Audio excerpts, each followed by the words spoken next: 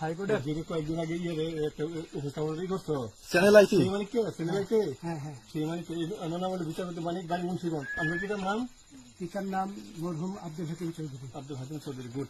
জি, আপনি এই যে পালাইতেছেন কেন বলেন? ভয়ে পালাইতেছি কার বইয়ে?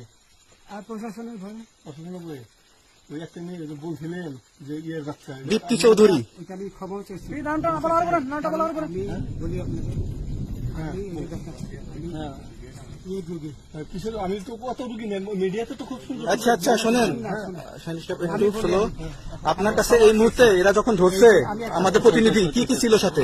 আমার সাথে কি কি ছিল এটা বলেন? আমার সাথে ছিল ব্রিটিশ পাসপোর্ট, হ্যাঁ, বাংলা পাসপোর্ট, বাংলা পাসপোর্ট, টাকা টাকা, আর কয়টা ই কার্ড, ডেবিট কার্ড আর ই কার্ড, কি বলে আমার ভিডিও করতেছ? আচ্ছা কালকে যে টাকাগুলো ছিল, আজকে কোনো টাকা ছিল সাথে? আজকে ছিল না, আজকে যে